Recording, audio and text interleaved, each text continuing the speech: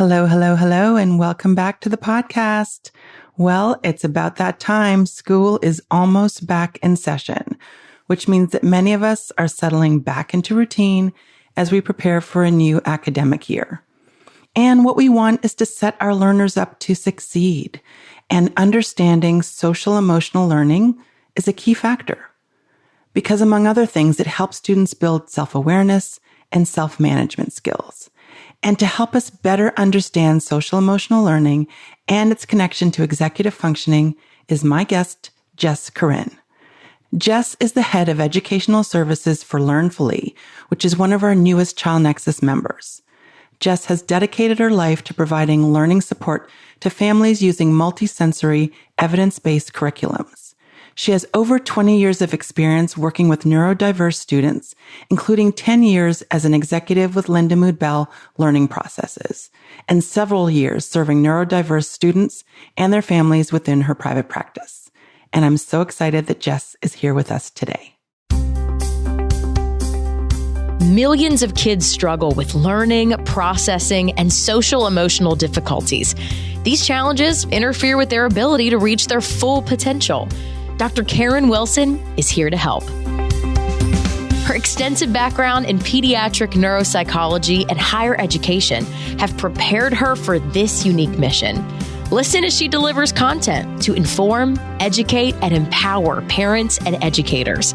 This will enable you to identify challenges that kids face and get them on the road to achieving their full potential. This is Diverse Thinking, Different Learning by Child Nexus. Hi, Jess. Welcome to the podcast.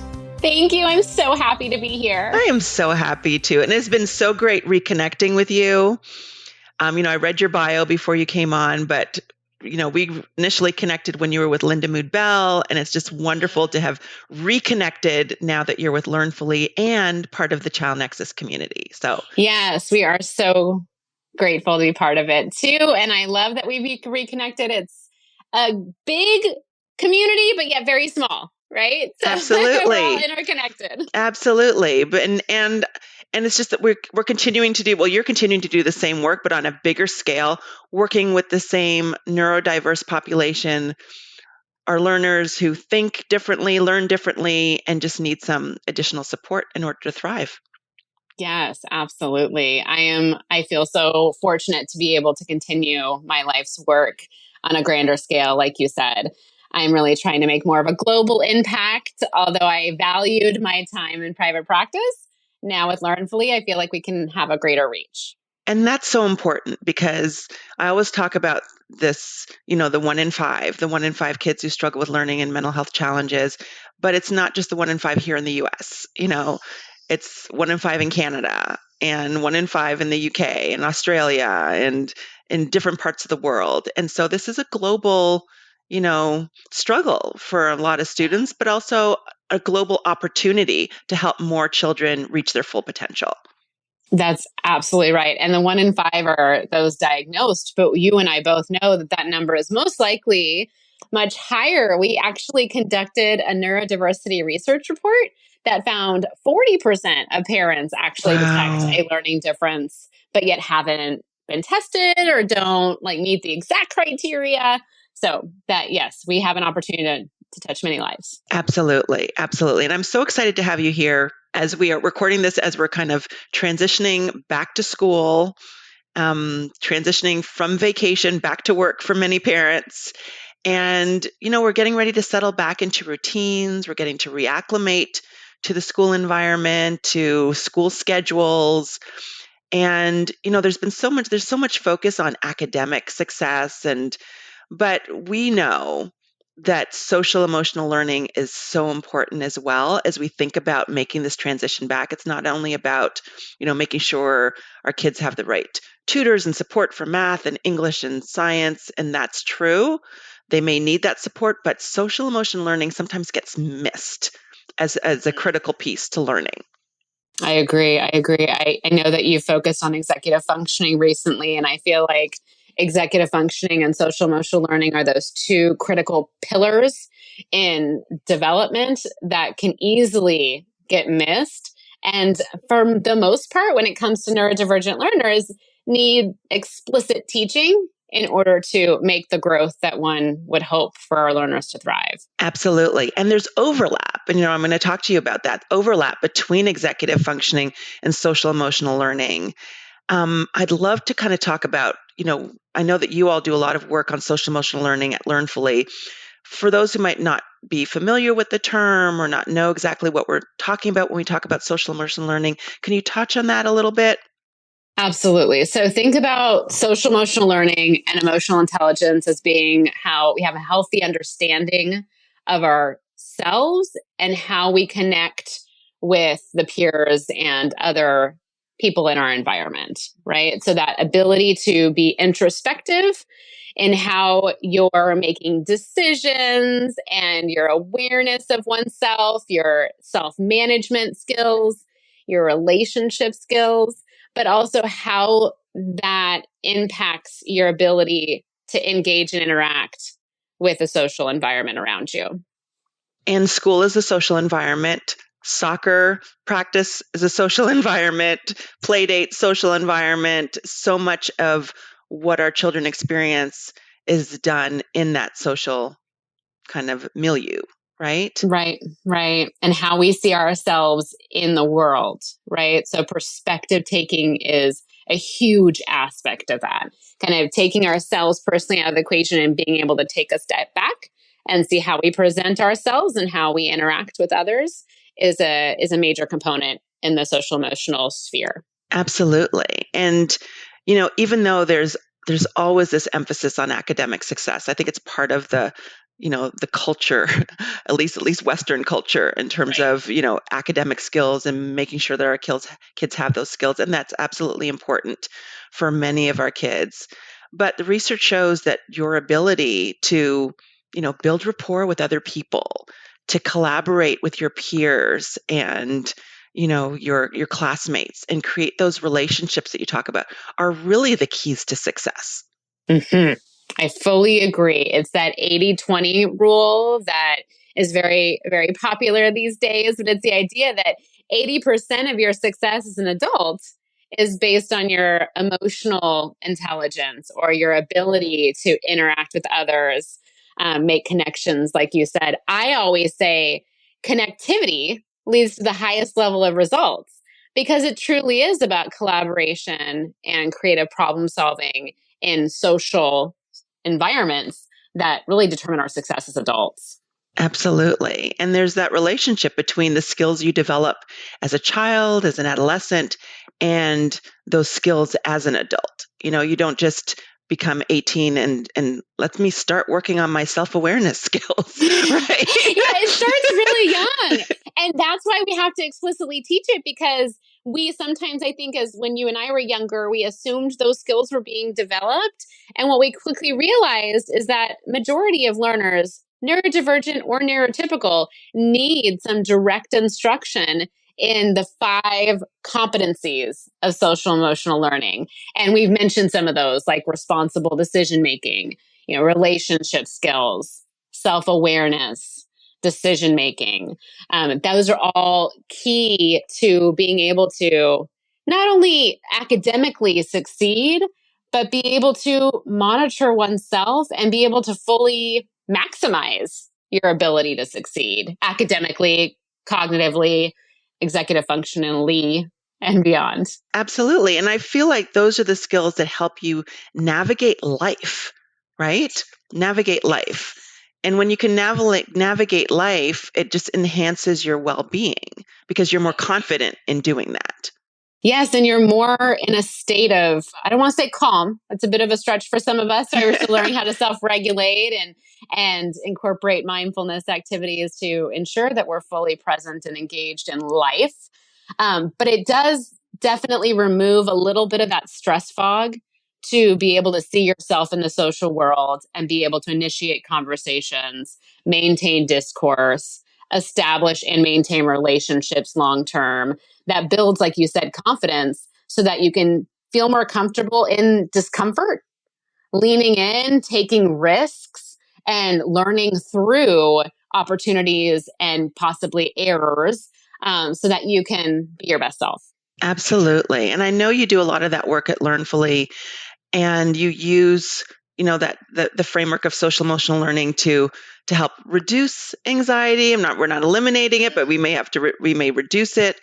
By doing so, you're also enhancing those kind of social emotional decision-making skills. You're building social confidence and competence.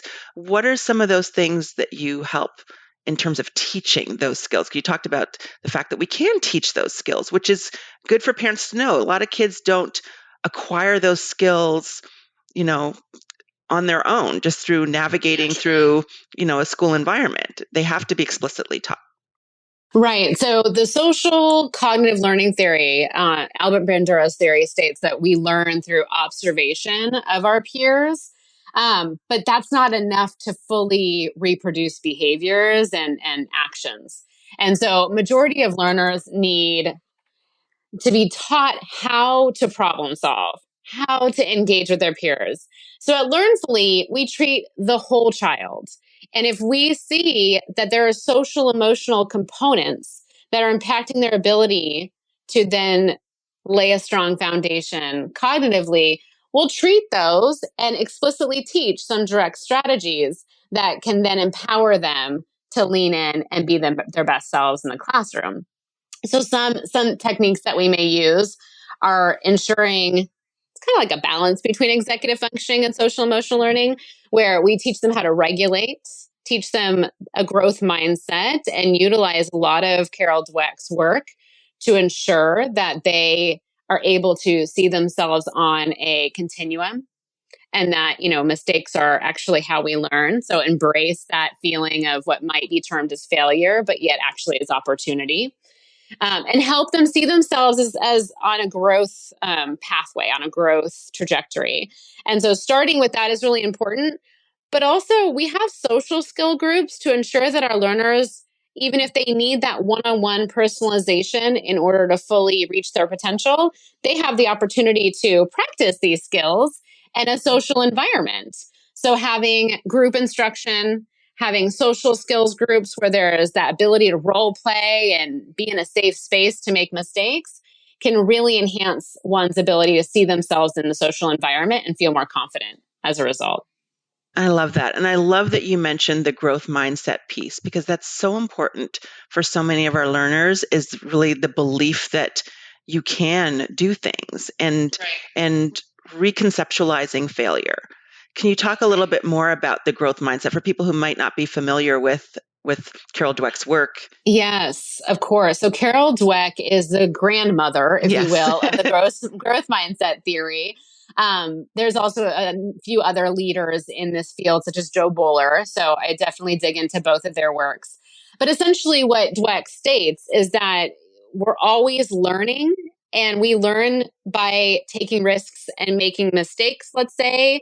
I use that word loosely, and then learning from those mistakes and being able to see ourselves as capable, right? That ability to see that you can succeed with the right tools, with the right input, with the right strategies, and that eventually you will reach your goal, but that automaticity isn't guaranteed. So a lot of our learners these days want that immediate gratification. They want those immediate results. And a growth mindset says that we're working towards goals and constantly evolving. So something that we might not be able to achieve right this moment, we're just not able to achieve it yet. It's the power of yet. So, because I know we want to check things off our list, right? We're humans. We want to make sure we get those dopamine kicks and we're productive, but we're not always going to achieve our goals rapidly. So, chunking it out and making it manageable to see the end in sight by reaffirming that we're capable and that we will reach our goals eventually is really empowering and can reduce a bit of that stress that blocks our brain's ability to really produce and think cognitively. Absolutely. And it enhances learning. Absolutely. There's research to suggest that it enhances learning, and it gives kids permission to try, gives them permission to continue to work at something that is a struggle for them. Because like you said, it's the power of yet. I can't do it yet, but then it implies that I will be able to if I continue to work at it, or if I get the support that I need to help me through it. That's right. That's absolutely right. It's really the theory that anything's possible.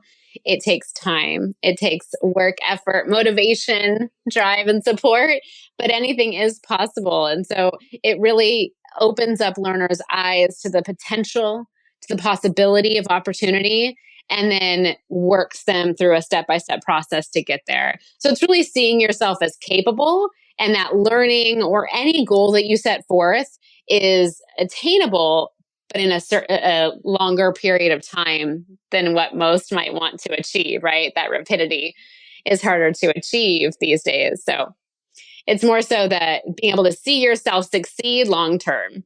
And, you talked about really embracing that whole child and having that whole child approach. And some of that support that you provide is in, that explicitly teaching kids skills. It's in helping them to enhance their social emotional learning skills. It's in helping them build self-awareness. And you also talk about, modeling mindfulness. I'd love for you to talk a little bit about that and how that factors in. Yes, a piece of executive functioning is metacognition, so learning how you learn best. And we use that as a springboard to help explicitly teach learners how to self-regulate. And so self-regulation is your body and brain's ability to maintain a state of attentiveness, a rather content energy level in order to fully maximize the teachings that occur in and out of the classroom. And so mindfulness techniques allow you to center your energy and optimize engagement and attention. And so self-regulatory tools are very individualized. They have to be, because every brain is different. And so starting with how you learn best, and then starting to explicitly teach how our bodies respond to different input, different stimulation, can then allow learners to create their own toolkit. So when they do come across a situation that might spark a little higher energy or a little less attention, they can tap into their toolkit. Examples are, if you get to a point where you're super excited, like I tend to be, how about you take a walk, or you drink some water, or you listen to music, you go into a quiet space, you spend time alone. So there's a ton of strategies you can use, but helping learners experiment with that, explore techniques when they need them most so they can see what's effective, and then feeling empowered to advocate for their need to tap into that toolkit when it comes time in all environments, but especially as they go back to the classroom. So coaching caregivers around how to teach self-regulation now before they're faced with the situations in the classroom that might ignite some of these feelings is really, really effective, because then they have that to fall back on when they actually are faced with adversity. They know what's effective for them, and they feel empowered to exercise those tools. Absolutely. And I think having that toolkit that you mentioned is so key, because the last thing you want is for your learner to get into a situation where they just feel like they do not have the skills or the tools to, to deal with what the problem is that's presenting itself. Right. They might just shut down. Absolutely. And then when they could have succeeded in the classroom, instead, they've regressed or reverted back to disconnecting. And so that's what we're trying to avoid, is for them to not only realize their full potential through that growth mindset technique, but also reach it by being able to be attentive, engaged, and fully involved in the classroom. Right. And, we've been talking about social emotional learning. We've kind of sprinkled in some executive functioning. And I think it's because there's so much overlap between those two concepts. And it seems that, and my experience has been with a lot of kids, is that poor executive functioning, difficulties with organization, you talked about the difficulties with, emotional regulation, can exacerbate social emotional challenges. If you think about kids having these big, emotional outbursts when they're interacting with their peers, or being so disorganized that they can't follow the instructions to a game, it can really present challenges in their world. Mm-hmm. Absolutely. First and foremost, I feel as if executive functioning and social emotional learning, to some, are considered interchangeable, and they're honestly not. They are two separate brain abilities, but they are housed in the same area of the brain, as you know. And so the two components do communicate with one another, and they directly impact one another. So like you said, if one is feeling disorganized or unable to attend in the classroom or sustain attention, they will start associating that to a feeling of self-worth, and they'll start feeling as if they're incapable of achieving, which then impacts their relationship skills, their decision-making ability, their social awareness, and the like. So they absolutely go hand in hand, but they also need to be explicitly taught. And then that generalization phase of instruction can connect the two dots, if you will. Yes, I completely agree. Because when I think about that social emotional learning, and I think about those kids who are kind of in that limbic phase where, they're having these emotional outbursts and they can't really regulate those emotions. When you're overwhelmed, and if we think about this as adults, when we're overwhelmed, it's really hard to access those higher level skills. So kids who can't manage their emotional, the emotions that they're having, they can't emotionally regulate, then they have a hard time accessing decision-making skills, problem-solving skills. And so you have to work on both the social emotional piece and the executive functioning piece in order to even access the executive functioning skills. That's right. That's right. It depends on a learner's framework that they're standing upon in terms of how you prioritize or what areas within each you target. But it's just as important that you focus on executive functioning as it is social emotional learning, because the impact one has on the other. For example, if you face a level of anxiety because you haven't been able to take perspective and see yourself in the world, then you might not actually be interacting in class. You might not be participatory. You might not, show how much organizational thought you have. And so the two go hand in hand, and they can blur one another if they're not explicitly addressed. Right.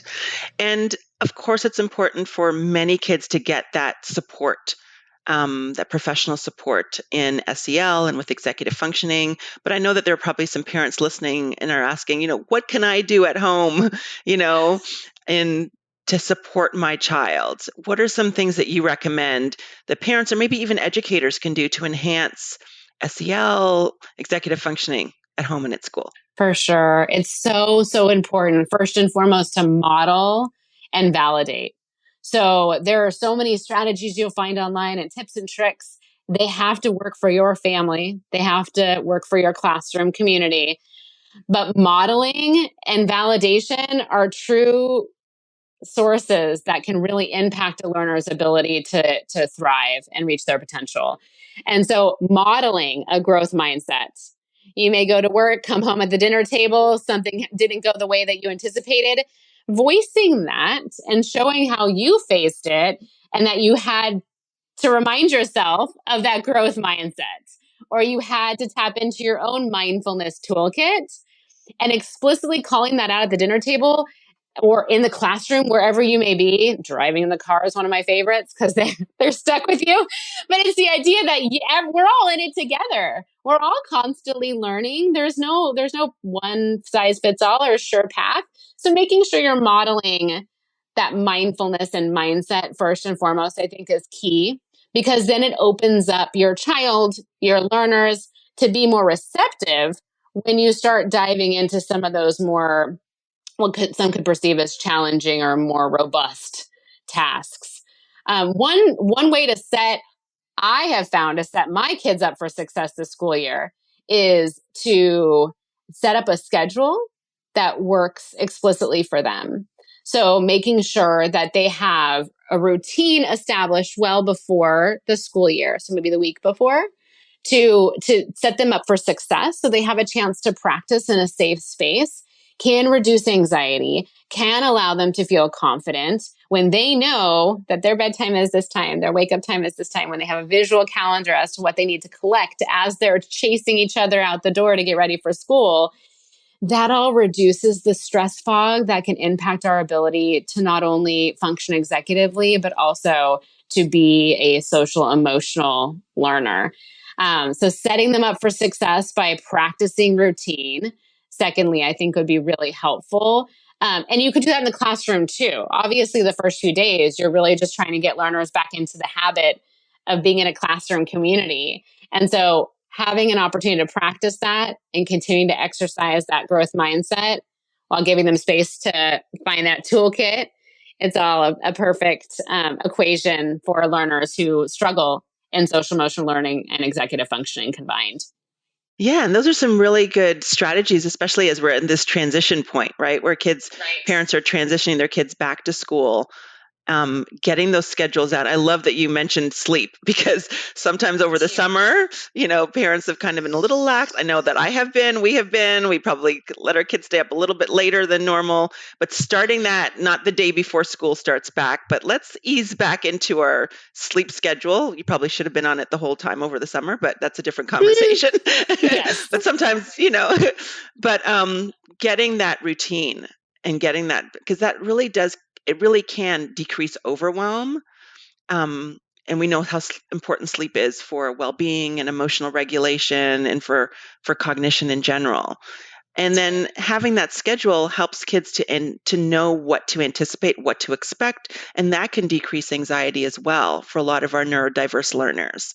Mm-hmm. Absolutely. And so it reduces the potential impact or overload that having not having a schedule in place, feeling disorganized, can actually spark dysregulation, which then has a cascade effect in all these other areas that we're speaking on. So healthy sleep habits, which also then snowball into making sure that their meals are at the same time that they'll have in the classroom or at school, setting up all these pillars of success that seem like easy and no brainer, like, yeah, we'll just dive right in. I'll take a little time, but it'll be fine, actually removes a layer of anxiety that could impact them from taking advantage of the classroom from day one. And then it builds their confidence because they see themselves succeed. They feel more centered. They're able to then initiate conversation with new peers in the classroom and engage with the teacher more readily from the get-go without having to use a runway those first few weeks of school. Right. And, you mentioned organization and you talked about the schedules. But one of the things that you mentioned when we had talked before was that not to automatically just adopt the schedules that we had last year, but to be really intentional about looking at what did not work last year, which I thought was really important that you mentioned that, because there may be some things that we parents want to do differently this year. Maybe their kids were overscheduled, and it caused a lot of meltdowns and there wasn't enough time to get homework done. So now's a great time to re-examine the schedule. That's right. Yes. And I'm absolutely guilty of this because at least I have been in the past. I have 4 kids, as you know. I have 3 who are neurodivergent at all different layers and levels. And so I, as teacher mom, was setting the schedule based on what I think was effective, right? For myself, I think this is exactly how these systems should go, right? At home, I set up the homework table within view. I have, their stations set up. We have their backpacks hung up on hooks. Things like that are I think they increase well-being for the entire family. But then there are tweaks that you can actually incorporate, and utilizing your learner, your child's voice in that, making sure they have a chance to reflect on all the systems that you establish at home to ensure their success, allows them to be more receptive to owning them and actually following through with some of those systems because it was their voice that you heard and they feel seen and heard. And so they're way more likely to adopt systems that may not have been effective for them if you allow them to give you some input to maintain organization. And having check-ins throughout the year is just as important because then it shows that power of a growth mindset, that we're all on a trajectory and that we're always ever changing and modifying systems based on what's the most effective. And I love that because when you're checking in with them, you're also, and taking into consideration what works for them, what hasn't worked for them, you're modeling that collaboration that we talked about, right? This is a collaborative process. Mm-hmm. And that is so important because that gives them agency over what it is that they're experiencing. That's right. Agency is so, so important. And feelings of certainty go hand in hand with agency. So if they know that the system has been readopted based on their inputs, they feel more safe and secure to adopt it. Right. And we know that when kids feel safe and secure, their well-being is enhanced and they are primed for optimizing learning. That's right. Absolutely. And I'm a believer. Yes, absolutely. And I think that, we started talking about, the beginning of the academic year and setting kids up for success. But I think what I loved about this conversation, it's just not about academic success. It's about emotional well-being, because I think ultimately all parents, all educators want is for kids to feel seen, heard, like you've mentioned, feel safe and secure, and feel good about their experience at home and at school and when they're interacting with their peers. And what can we do to facilitate that? Right. It's so important that they embrace the opportunities that they're faced with. And if they're not fully present, and some of that is self-awareness, but also that self-regulation piece, then they can't take full advantage, right? So the more they learn about how they learn and how their body and brain responds to the communicative world, the more able they're able to take that agency, to feel empowered, to lean in, like we said, and take risks. The more that they know how they are best able to process information that's being delivered, let's say, by removing distractions or incorporating their own movement breaks every 15 to 30 minutes. That allows them to be more present and then thus to fully take advantage of what's being presented. Otherwise, they may shut down. And again, that's a social emotional skill that needs to be taught, explored, and readapted as the learner ages and evolves. Yes. And, I love the work that you all are doing at Learnfully, and I'm so excited to have you as one of our newest Child Nexus members. For those not familiar with the work that you do, you could probably spend a whole 30 minutes on just the work that you do, because you do so much to support diverse learners. Can you talk a little bit about what you do at Learnfully? Absolutely. So Learnfully is on a mission to empower neurodiversity by supporting learners, their families, and their ecosystem of support. So all of those professionals who support a learner at the center of our model, to make sure that they're meeting their needs holistically. And what we mean by that is we start with an assessment, but we also can take into account any other assessment that's been done recently. And we ensure that based on those findings and our own observations, we make personalized, differentiated recommendations as part of a learning profile. That learner profile sets forth goals and programming that we think will be in the best interest of the learner.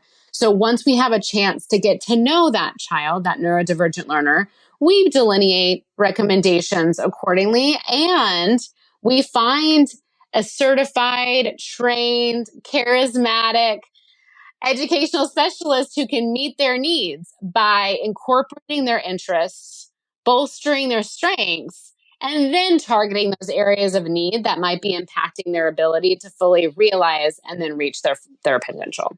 That is so wonderful and so needed. And I can't wait to connect you with so many amazing families who I know whose kids would benefit from the Learnfully ecosystem. Absolutely. So we provide educational therapy in areas such as reading, writing, so that literacy ladder, math, social emotional learning, and executive functioning. And we also provide caregiver coaching and educator training and professional development. So we try to look at each of the three prongs, considering what can be in the best interest of this learner as well as the learner community, to instill that sense of self and really establish a strong framework for them to stand up on in and out of the classroom. So not just at school, but how they present themselves and how they succeed in life. Wonderful. And if any of our listeners want to reach out to you and learn more about you and Learnfully, what is the best way for them to connect with you?